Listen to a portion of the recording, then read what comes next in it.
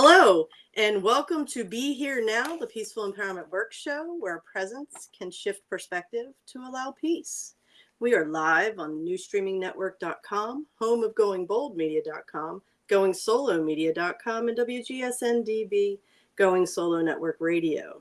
I am your host, Judy Forder, and I am here by myself today.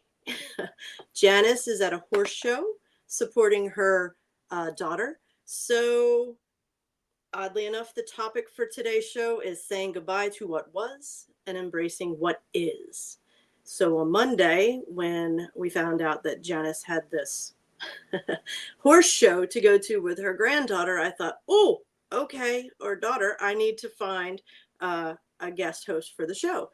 And I heard very clearly from my higher self, my team, that the topic is saying goodbye to what was and embracing what is. What better time for you to say goodbye to your damn near paralyzing fear of doing the show alone and embracing what is. So what is, I'm hoping, is just me proving to myself that should I need to do the show by myself, I can. I don't prefer it, but I can.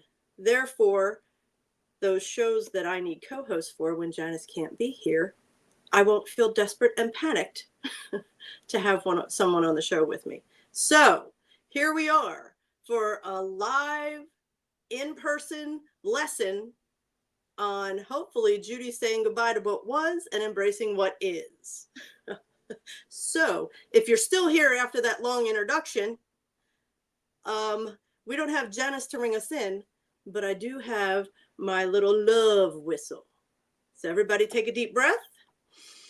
In through your nose and out through your mouth.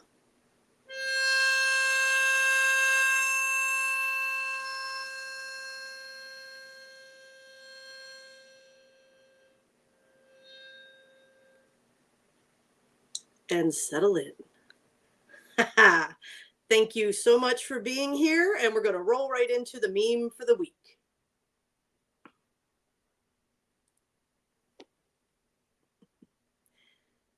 Excellent. Haha. Meme for the week. No, Silverio. We want this. There we go. Perfect. Thank you. We saw enough big face, Judy. This is perfect. All right. So let's roll on to the next slide, where our meme for the week is we have Sandra Bullock, and forgive me, I don't know who else that is in the meme. It's another actress. And it says, when they ask how you know, the response is, I'm intuitive as fuck, okay? Wait a minute, I was prepared. Here we go.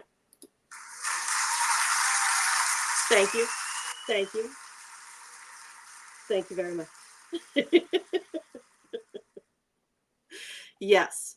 So we're going to find out a lot today about my journey and what I've had to let go of in the past and embrace as what is in order for me to get to where I am today, where I'm sitting here in front of you, being willing to face this fear and move forward. So I thought this was perfect because the only reason I'm here is because I trust my intuition more than anything. And when clients or family, friends, whatever, ask me how I know things, I'm just kind of like, I know things. And in my head, I'm going to be thinking this response from now on. All right, moving forward to good news. Although Janice isn't here, thank you, Janice. See, she's here in spirit. She's supporting from ringside. All right, we're going to roll into your good news story, Janice. So from our traveling friend, Joy-Filled Storytime with Janice. We have a video from Ilona Marr, who is the rugby player from the U.S. women's rugby team. And she's been doing a lot of videos about body image because there has been quite a bit of hate, apparently, thrown her direction. Quite a bit of shade, as the kids say, thrown her direction on social media because of her body and her size. So this is her response. Second, as you can probably tell, I've been crying a little bit. I always get these comments, but like recently it kind of ramped up. Was I get comments being called a man and being called masculine and asking if I'm on steroids. There will always be negative people out there, and they put women in a box, and they think of women should be fragile and petite and quiet and meek, but that's not the case. Women can be strong, and they can have broad shoulders, and they can take up space, and they can be big. I think I'm getting emotional because I feel very passionate about this. Don't let anybody try to define or dictate how you feel about yourself. You get to decide that. I feel feminine, I am feminine, and I believe that. I want you all to know that even me, probably one of the most confident people around, has problems sometimes. But I'm not gonna let insecure, sad people online dictate who I am, because I know. And they're living a very sad life, and I feel bad for them. Keep shining, keep being you, and remember, your body is perfect. Big, small, tall, short, whatever body you're in, that's the body of a woman.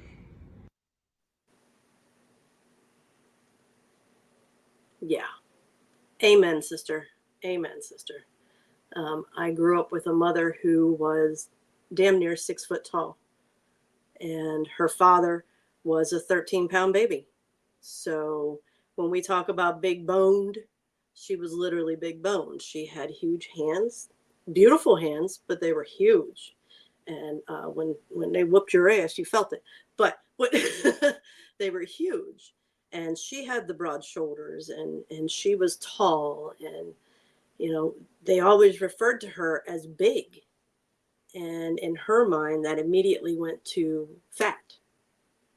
So she had a terrible time dealing with self-image. And, back then when she was growing up, family members were just brutal to her. She had an aunt tell her that she was too big to marry my father because my father was very thin. He really resembled Pee Wee Herman. He aged well. He resembled Pee Wee Herman when they got married. But yeah, straight up told her, you're too big to marry him. And just pure insanity and just being cruel for no reason. So thank you for launching this message out to the girls, the women of the world, because I have struggled with body image issues as a result of my mother struggling with them. As I have come to find out in these later years, my siblings have struggled the same, and when I was growing up, they were the skinny ones that could eat everything. So for them to have body image issues blew my mind when I found out about them. So again, Alona Mar, thank you so much for being a voice that all women are beautiful, no matter shape, size, or form. Thank you, Janice, for that beautiful feel-good story. All right, and we're going to move forward to Pathways to Peace. And because we don't have a guest host on the show today, and I'm being challenged to say goodbye to what was and embrace what is, I figured I would be our guest today. So in that spirit, I'm going to give you a little bit of background information about me, but first we're going to do the official bio. My name is Judy Forder. That's me. I am the founder of Powered by Your Soul, LLC. Many people don't realize that I have a business where I do my intuitive counseling, and I am an energy practitioner as well. So here we go, people. I was asked by one of my, former spiritual teachers and mentors. She watches the show, Katie. People have seen her comment, and she reached out to me one day and said, if you don't mind me asking, you promote everyone else so openly and freely, why don't you promote yourself? And I said to her at that time that there will be a time for me to do so. Little did I know it would come so quickly. So here we are. Anyway, all that aside, I use multiple modalities to assist my clients in releasing old, outdated beliefs and emotions that are preventing them from living the life they desire. Through Reiki, angelic light weaving, external alignments, energy healing, and intuitive counseling, I provide my clients with the tools they need to rediscover their joy and find their purpose. And together, we create a stress-free, non-judgmental environment, which allows for healing to begin.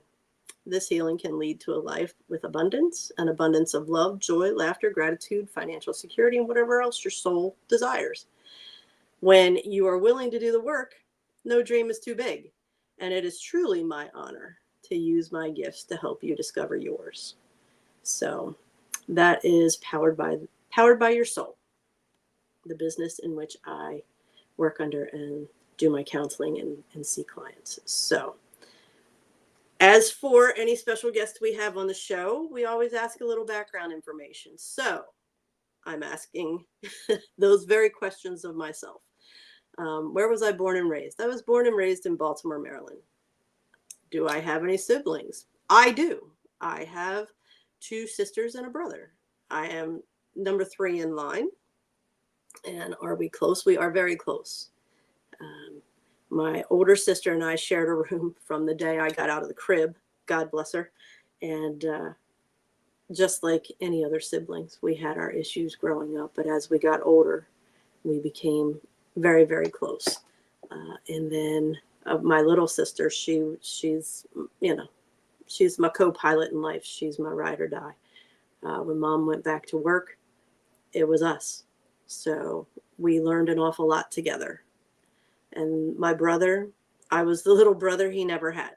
So I was able to play football with him and his friends, and he would always let me help him when he worked on his motorcycle. That's why I have a passion for riding today, is because of him. And honestly, after my mother died, we really pulled together and became even closer than what we were. So some favorite memories of my childhood, there's a ton. We used to sit around and listen to comedy records. Yes, ladies and gentlemen, records from back in the day, the vinyls. We would sit and listen to Bill Cosby. We would, and then it's one of those things where you just recite lines. We still do it at family gatherings. That was always a favorite. And family holidays. Christmas was probably my favorite. We would go to my grandmother's, and she had this little house. But, I mean, she'd have 70, 80 people coming in and out of that house throughout the day. And it was just always so cheerful. And I got to see my cousins. So good stuff. Good stuff. We also had a Volkswagen bus that I just loved. You know, we'd pile in, and my dad has a twisted sense of humor, which is why I do as well. And it didn't have heat. So my grandmother made Afghans, and my dad would say, "Turn on the heat." And we'd all put the Afghans on. Just stupid, silly stuff like that, but sticks in my head. You know, could take something where we could bitch and complain about not having any heat and making it something fun. So there is that. And what else? I don't know. I think those are the big ones for now. And then challenges. Anybody who's been watching the show has known I've touched on things from here, here and there. And one of the biggest challenges was being put on a diet in 3rd grade and being told that, there was something wrong with me. My body wasn't right, and I needed to fix it. And I feel like that was very challenging.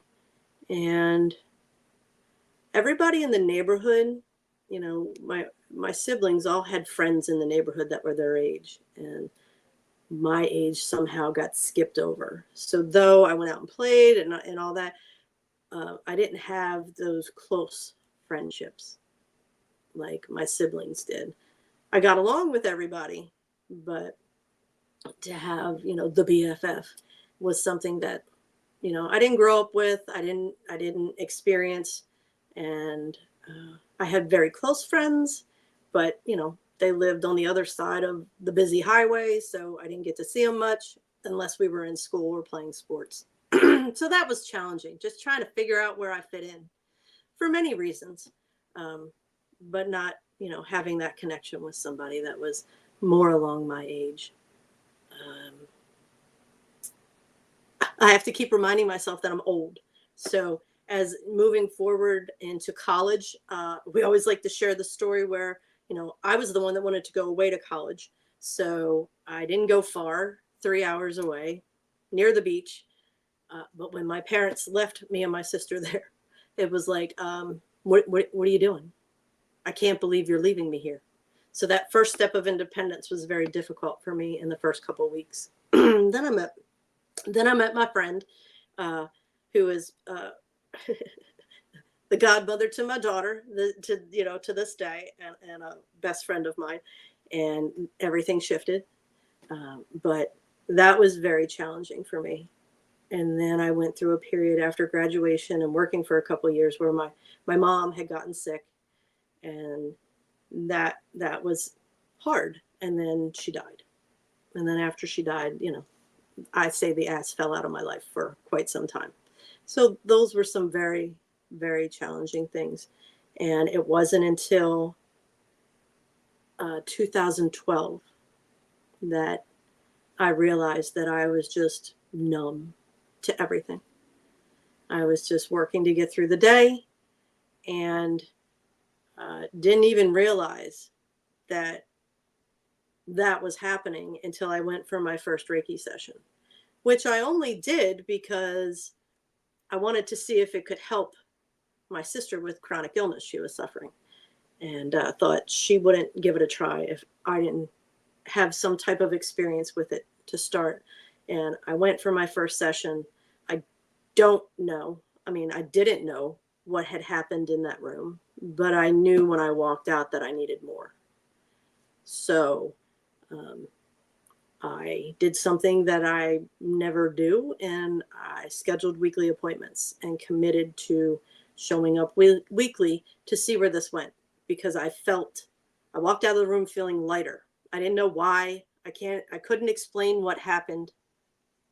I just knew I felt lighter, and I felt like there was hope for something better in my life. I didn't know what that looked like. I didn't really even understand, but I committed to show up. I committed to show up consistently for myself. And little did I know the impact that decision would have for my life moving forward. So I convinced my energy practitioner to teach me everything she knew. And graciously, she did. And for the next 2 years, I worked individually with her. I took classes. I went to healing circles. I did all kinds of things to get me to the point where I was ready to say goodbye to what was and embrace what is. I feel like this is a perfect place for us to take our little commercial break, if that's okay with you, Severio.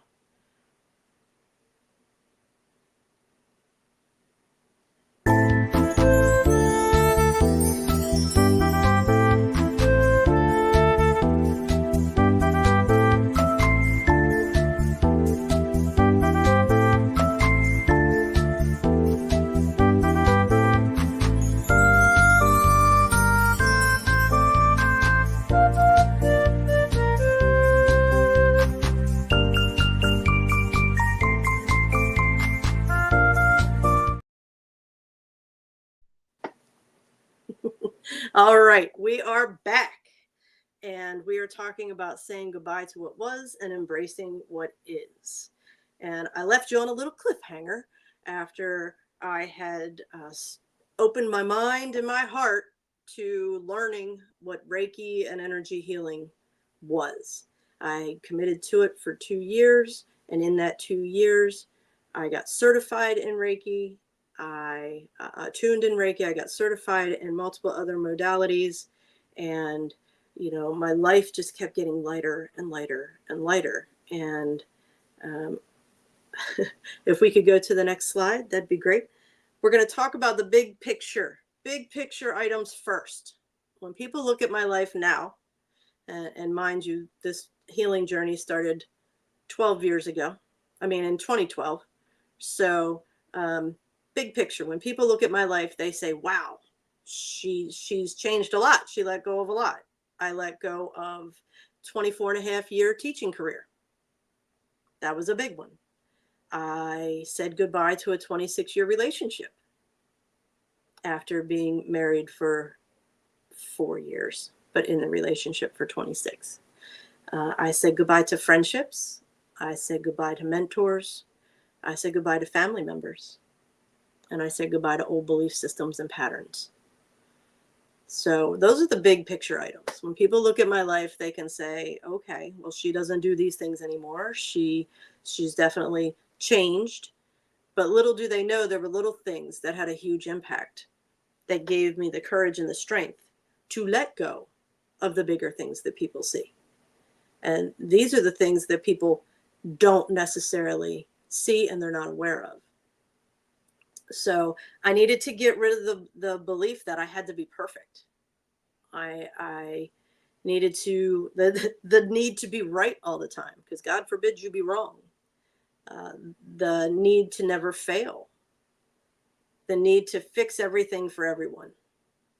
Accepting crumbs when I wanted the whole damn pie. Being a people pleaser to earn love and acceptance. The belief that I was damaged and broken. Self-loathing inner dialogue. The belief that I can't be happy if I'm fat. You know, and these were things that I wasn't even aware, because they're running on autopilot. They were beliefs that were instilled in me when I was young. And, you know, the funny thing is my parents never told me I had to be perfect. My parents told me I just had to do the best I could. You know, the desire to be right all the time, that part of me thinks that's because of siblings. You never want to be wrong with your siblings growing up, because then you look stupid and you get made fun of. And never wanting to fail. You know, that really prevented me from trying a lot of new things, because heaven forbid I be bad at it. Being the fixer. Being the fixer is my job, to fix everything for everybody. You know, and what I found now is that was a great distraction to focus on everybody else's issues, so I didn't look at my own. Accepting crumbs when I wanted the whole damn pie. You know, that lack of confidence, that lack of self-esteem made me feel lucky that anybody just wanted to give me some crumbs, instead of allowing me to want everything. Being the people pleaser, yeah, that's all part of feeling broken. You know, if I can do for them, if I can make them happy, then they'll love me. If I can buy them nice things, then they'll accept me and love me. The belief that I was damaged and broken. You know, I didn't know this then, but I know it now. That was a belief that I held because I was put on that diet. Now, it's not the diet that made me feel that way. And it was very interesting, because in the shower prior to the show, it was made very clear to me, because I'm about balance and alignment. You know, my mother said all the right words, just like our friend Inona. You know, that my mother always said, love your body, honor your body, respect your body, be happy with who you are. Don't look at others and feel that you need to look the same. Don't hate your body for what it is. But my mother talked to herself in terms of hating her body, loathing how she looked. So her words didn't align with her actions. And what I took in were her actions.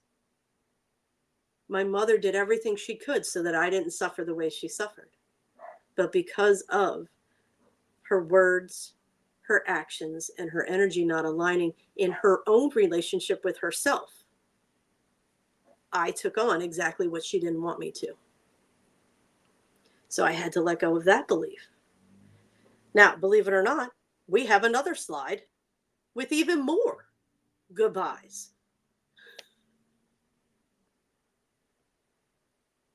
Can we get to the next one, Silveria? Perfect. All right. The list of goodbyes continues. I should know how to do everything, and if I don't know, fake it till you make it. My victim mentality after my mother died. It was easier to drink the pain away rather than feel it. Holding others responsible for making me happy. Doing things out of obligation. Putting everyone else's needs and wants before my own. Believing that someone else knows me better than me.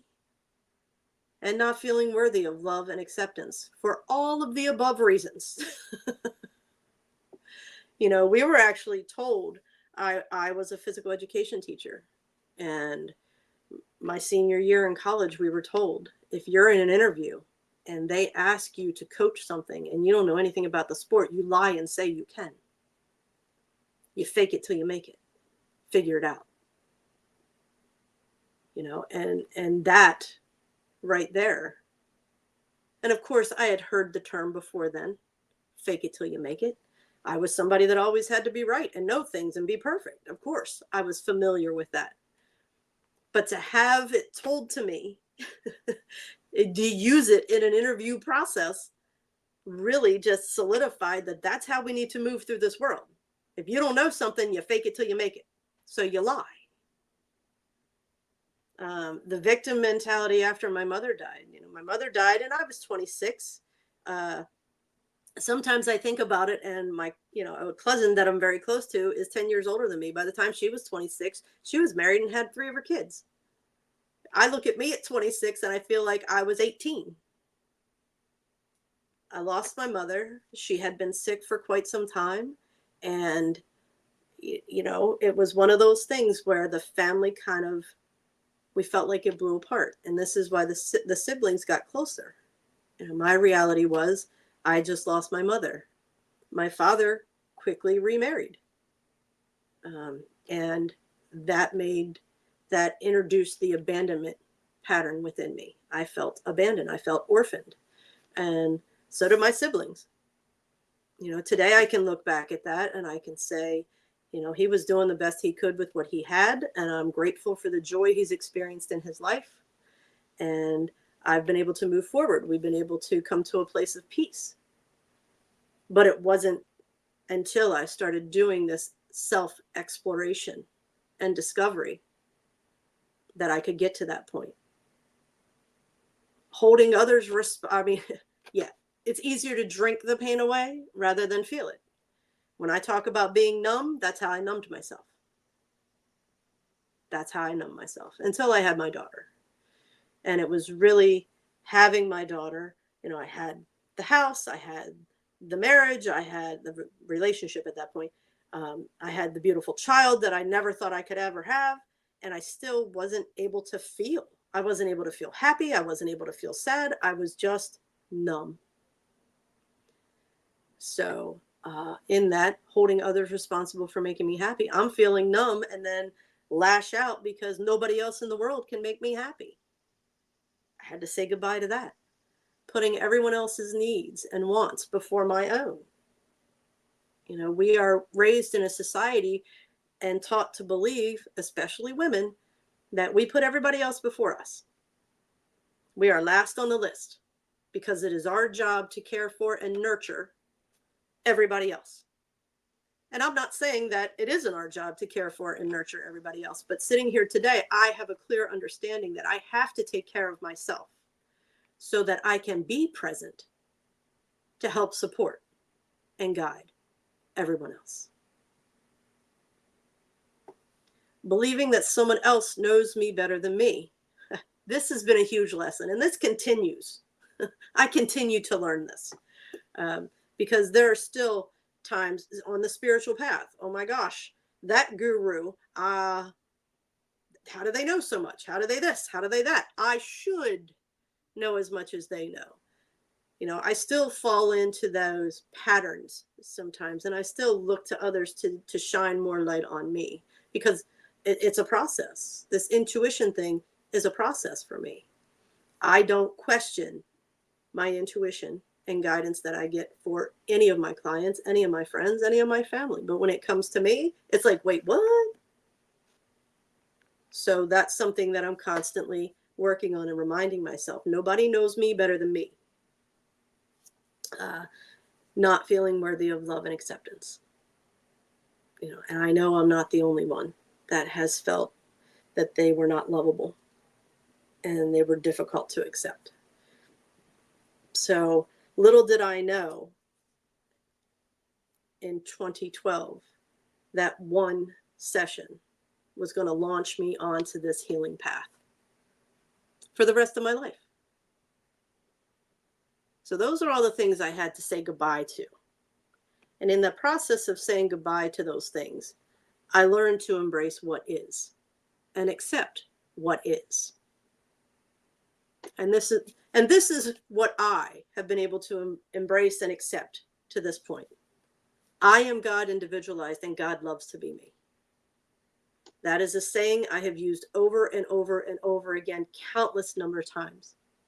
I have been down on my knees, crying, sobbing, and just repeating that over and over and over again, reminding myself, I am here to love and be loved. I am responsible for my own happiness. No one else can do that, only me. I am my own superhero. All those things that we just talked about, I had to go and say goodbye to. My little girl was holding on to those things. She wasn't feeling safe. She wasn't feeling loved. She wasn't feeling accepted because of my relationship with her. So the adult me I go back all the time. When she flares, when those feelings come up, I am the one that can comfort her. I am the one that can love her. I am the one that accepts her. I am her superhero. Grace is the key to forgiveness and peace.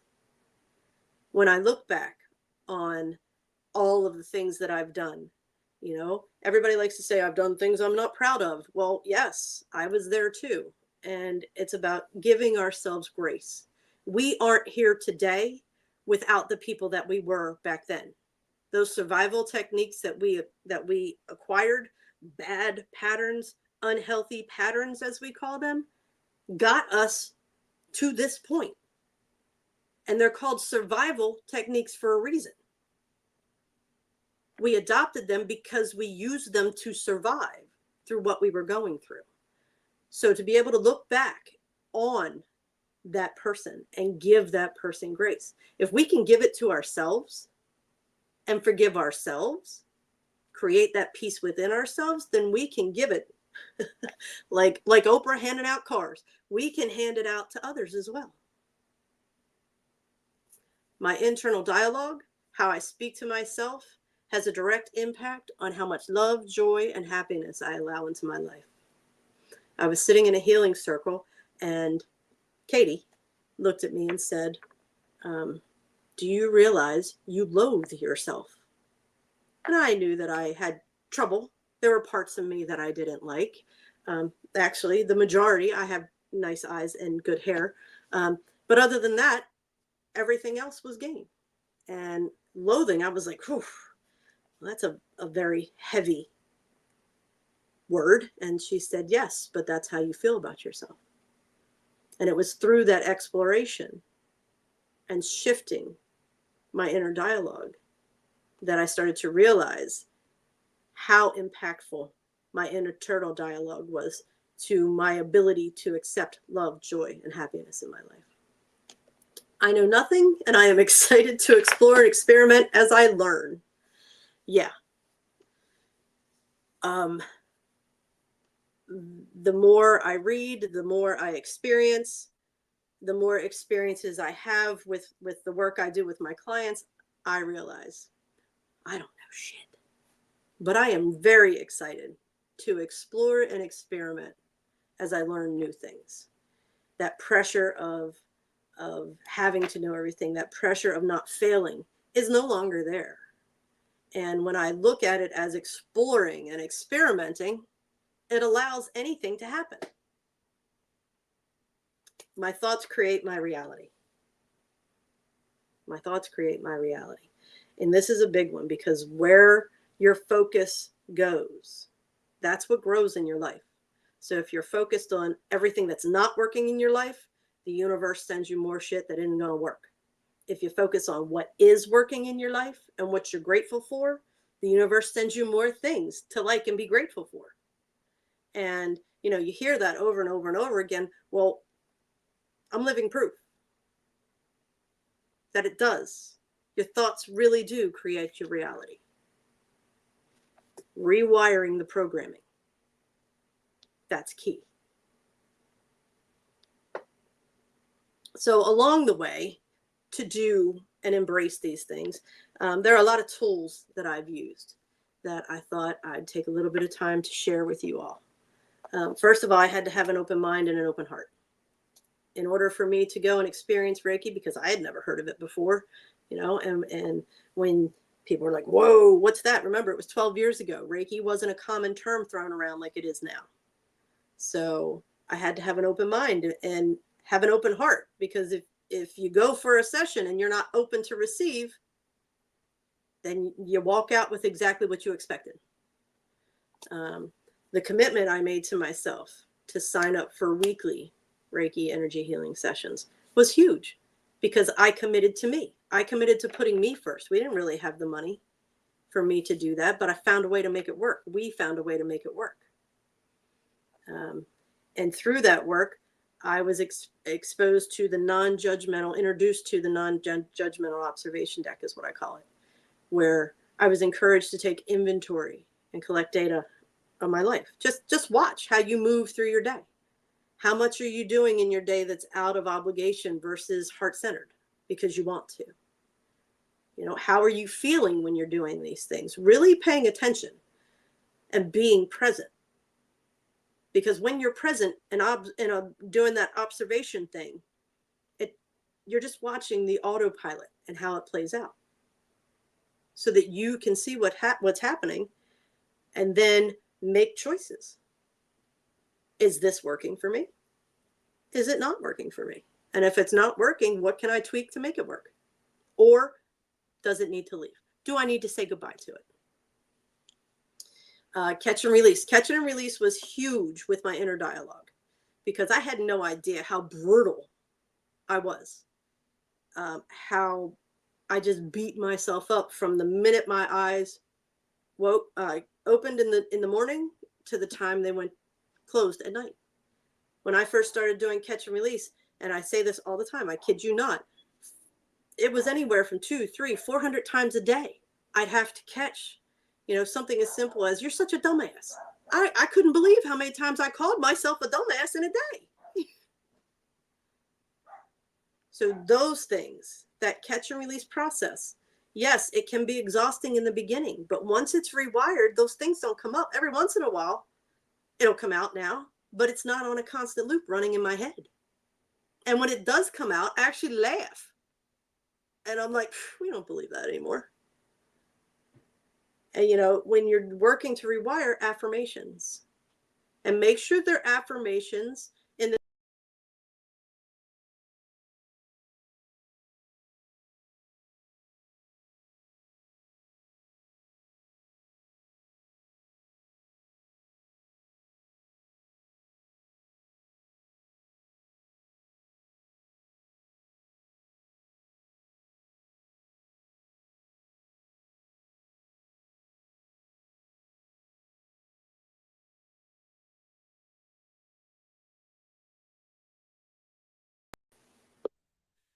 hello. I don't know what happened there, but okay.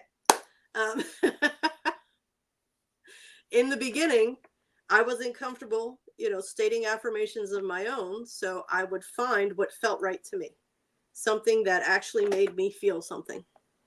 And I would take them and I'd write them out and I'd post them all over the place. Music was huge. Music was huge because I would drive to work, and I would, if I was in a bad space, raging, releasing anger, I would have music on that helped me do that. If I wanted to feel good and love and support, I would find music that supported that. I got certifications in multiple modalities and learning healthy boundaries. Huge, huge. Energetic hygiene, clearing everybody else's energy out of your field so that you know what's you and what's not you. People pleasers carry everybody else's shit. When you clear everybody else's shit off your shoulders, you can now start to deal with what is yours. Learning to trust my intuition. My spiritual teachers in the beginning of my journey said, nobody knows better than you. Trust the voice inside of you. Trust what your body makes you feel. Trust what you hear. Trust what you see. Trust what you learn. Becoming a seeker of my own truth. I wanted to living versus existing. I went to healing circles and classes and learned about emotional intelligence. And Masterful You, Own Your Experience was really big for me. It got to take all this information that I knew and help put it in a palatable form so that I could kind of really share the journey and be able to talk about what I had done throughout the years to help me heal and move through my traumas. So that leads right to, there is a poem that I found early on in my journey that is called, I believe it's called The Voice. I actually have it on my website. If we want to go to that next slide. There's a voice inside of you that whispers all day long. I feel that this is right for me. I know that this is wrong. No preacher, teacher, parent, friend, or wise man can decide what's right for you. Just listen to the voice that speaks inside. And that's something that I would say over and over and over again to remind myself. And I started small. Like, I'd open up my closet and say, what am I going to wear today? If I was driving, should I take a right or a left? If I went to a restaurant and, okay, what am I going to eat today? The first thing that lit up, I ate. So it's reestablishing that line of communication between you and your higher self. Start small. You don't need to do life-changing things right away. But the more you trust, the more confident you feel to start asking the bigger questions. So my mind works best with visual reminders. And I've talked to clients and people about posting things around the house. So I went around and took some pictures just to show you all. Unfortunately, if you're not seeing the visuals, but around my house, I have pictures, I have pillows, I have signs, constant reminders. Slow down and listen to the signs the universe are sending you. Slow down long enough to listen to your soul. Pause. I have a piece of artwork that was given to me by a friend. An explosion of joy is what it's named. Pillows that say blessed, signs that say love, reminders. Sometimes you forget you're awesome, and this is your reminder. Gifts from clients. I have a mug that says I'm a fucking ray of sunshine. Pillows that remind me to share my love. Signs, cards that my sister has given me with positive affirmations. I have gifts from clients of lighthouses. Lighthouses are my thing. Lighthouses don't run around islands looking for people to heal or save. They stand strong and shine. I have my punching bag. That's where I release all my rage. So anything that helps support you and reminds you of what it is you're doing, the goals that you have, put it out. Let your eyes see it. Let your mind absorb it. Let those reminders be there. So for you to think that it's something that you just need to be able to pull out of your head and your ass at any point, no. Visual reminders are key. So whatever feels right for you, I highly recommend. So we need to wrap this up now. And as we do with every guest, if you would like to schedule an intuitive counseling energy session with me, I do remote and I do in person. You can check out my website at www.poweredbyyoursoul.com. You can email me at judyforder@comcast.net. You could call or text. I prefer texting, actually, at 443-528-4439. And Janice can't be with us today, but in the spirit of Janice, I will say this show is part of the Peaceful Empowerment Works nonprofit. We donate our time. So we still have expenses, though. So if you would like to donate $25, Janice will send you a t-shirt, you reach out to her at peacefulempowermentworks@gmail.com. A donation of $50 or more will get you a sweatshirt. So we want to thank you. I want to thank you for witnessing me moving through the fear of doing this show alone, proving to myself that I can do it, and I am now accepting what is. Thank you for choosing to be here now with me. And please always remember, you are never alone, and never forget that you are awesome. Thanks so much for joining me. I'll see you next time. Bye-bye.